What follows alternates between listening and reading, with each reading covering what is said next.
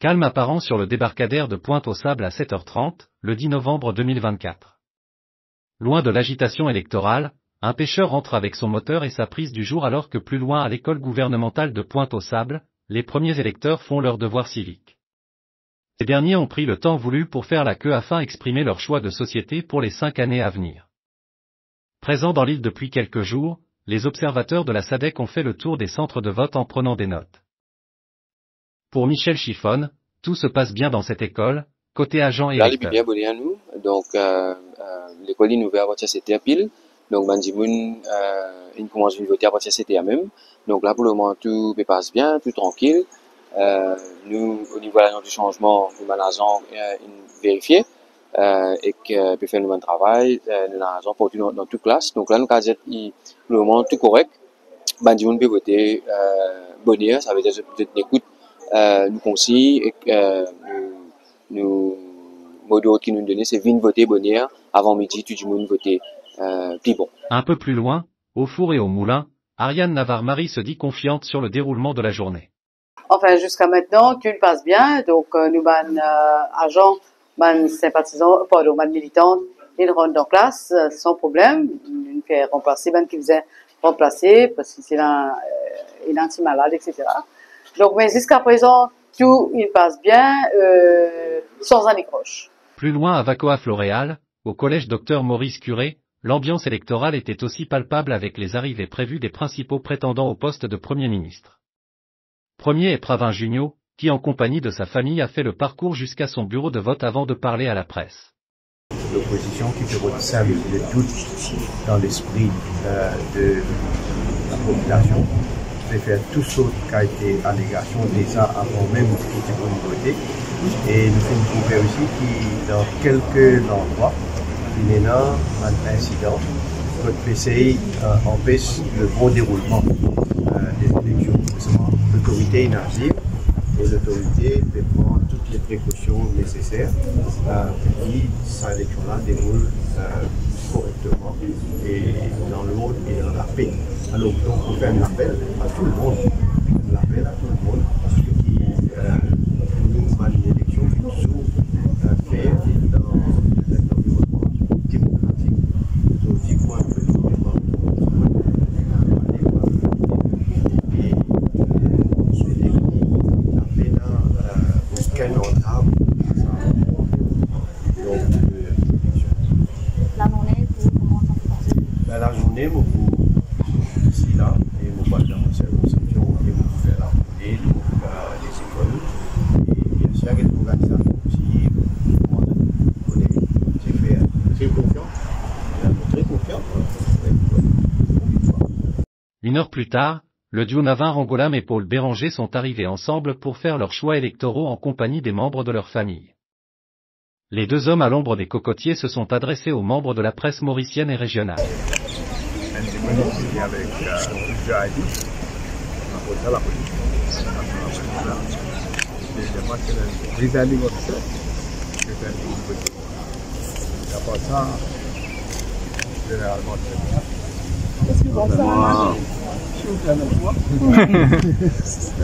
Moment de faire les tours Maurice au téléphone. Les choses se déroulent très très bien, bravo à l'électorat. En général, tout le monde s'y passe très très bon. Tout se déroule tranquillement. Un des incidents historiquement on est là.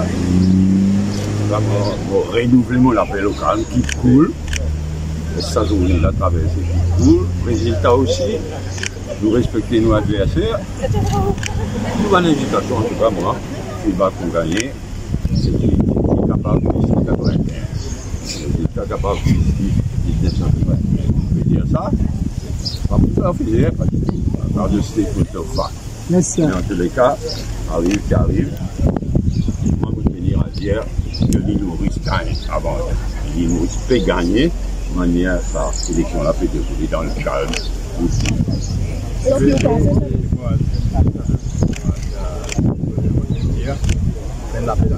Calme.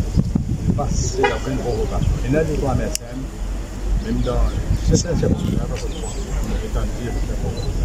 c'est la provocation. Est-ce que vous pensez que un instant qui peut dire là, extrêmement compliqué là, est-ce que vous pensez que vous avez même des faits de résultats? Non, peut-être là, on commence à dire, vous avez une belle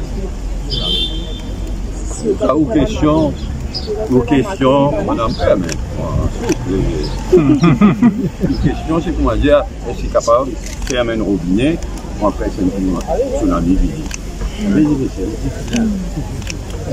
Comment là, vous partez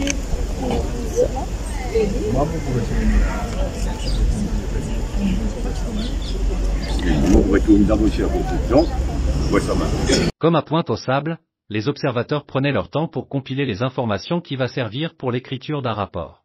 Oui, en fait, il faut dire que nous sommes les observateurs de l'ICF SATEC et nous sommes en train de faire l'observation dans la circonscription numéro 15, 16, 17 et d'autres sont ailleurs.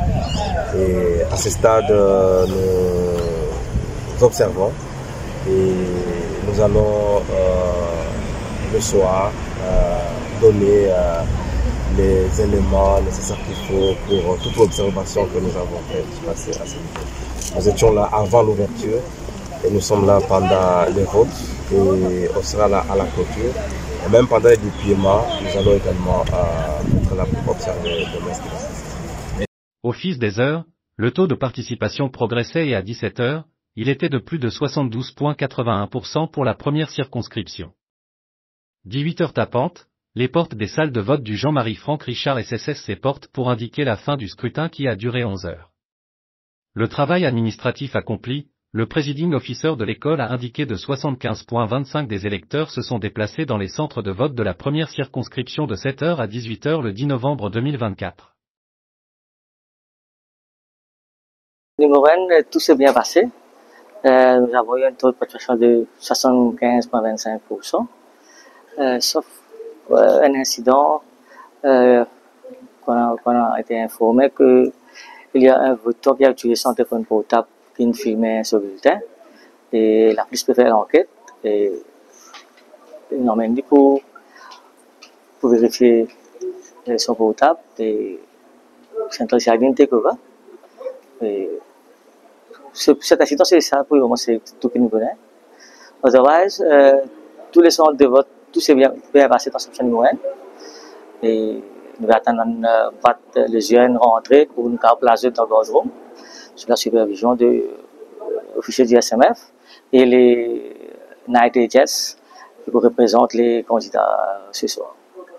Donc l'opération casse-boîte demain, 8 heures d'après la loi, nous sommes obligés d'ouvrir le boardroom, parce que c'est le boardroom. Et depuis là, le process continue, les procédures continuent pour nous commencer à faire le comptage des bulletins. Comme estimation, ça peut dépendre qu'il y a pour ici finir envoyer le bulletin dans les classes. Et maintenant, il y a des scellés en métal, tout ça là, et qu'à prendre le temps pour nous avoir un bulletin normalement. Il y a plus de partage. Nous faisons des provisions pour une entreprise, oui. Nous faisons le bureau électoral, il nous provide nous flyers pour nous plus vite. Combien de counting? Nous avons 30 counting units ici. Donc, on sont plus de 900 balles. 1000 balles par classe. Est-ce que c'est facile avec les squares comme c'est vu pour président? Non, ici, non. Tous les bulletins, nous allons servir plus qu'un jeune que dans une salle de classe. Et toute salle de classe, nous avons 76 boîtes. Et tout est assez. Agissant comme le centre de dépouillement pour Port-Louis-Ouest Grande-Rivière Nord-Ouest, l'arrivée des urnes des autres centres se faisait au compte-gouttes sous les klaxons des motocyclettes et des voitures des partisans des différents blocs en lice. Joanne Tour qui s'est dite confiante de son retour au Parlement. Bon, c'était une journée bien intense, donc on a commencé très tôt le matin, et je dois dire que je suis très satisfaite de voir qu'il y en a autant d'immunes qui viennent voter dans la circonscription numéro 1, et d'après le dernier pointage, je me connais au-dessus de 72% qui sont pour voter, donc c'est intéressant de voir qui, man Mauricien, finit faire le droit civique, ils ont voté parce qu'ils ont envie de faire un la voix. Maintenant, moi, besoin de dire qui fin une campagne très intense, fin une campagne très positive, et moi, besoin de dire qui me confiant et nous attendons boîte cassée lundi pour nous guetter quels sont les résultats. Il y a beaucoup de différences entre numéro 4 avec le jour d'élection du numéro 4 et le jour d'élection numéro 1. Donc, chaque circonscription, il y a ce folklore, il y a ce façon vivre les élections. Mais à la fin du jour, une campagne, le jour des élections reste un jour très folklorique. Il y a ça l'ambiance là, il y a des partisans, il y a des fans qui descendent. Donc quelque part, il y a beaucoup de similarités et il n'y a pas de grandes différences. Plus timide est Stéphane Buckland, qui s'est dit enrichi de 7 joutes législatives de courte durée. C'est une lutte épreuve, c'est pas la même épreuve qui donne la piste, mais quand même c'est une jolie expérience dans le sens que on apprend à découvrir beaucoup de choses dans le numéro 1 et ça donne encore plus beaucoup de travail. Et comment on peut appréhender le grand jour, quoi? Ben écoute, le travail c'était un combat de très très short term période pour nous travail, donc un mois, mais tout de même nous en sorti. Et là, demain, quand nous casse boîte, nous avons un résultat. Ivor Tanyan, épuisé par une journée de tournée dans les écoles, a avoué que la joute a été serrée, mais que le but était de faire partir le gouvernement actuel. Le taux de participation est assez fort. Donc, bonnet, grand matin, déjà, tu es dans la quai du monde, devant centre Côte-Montmotiété, c'est-à-dire Pointe-aux-Sables. Donc, lui montrer vraiment une volonté de changement, hein, du monde, pas des places de temps en masse comme ça, quand je te satisfais ce qui paye là. Donc maintenant, moi j'espérais bien sûr que ce taux de participation là pour jouer en nous faveur, mais globalement satisfait du fait qu'en tout cas dans le numéro 1, pas n'a trop de chahut, de violence inutile, gratuite, donc ça c'est bien. Et puis d'autre part, électeurs, ils déplacent vraiment dans la discipline et où trouvent eux peut aller vraiment déterminé.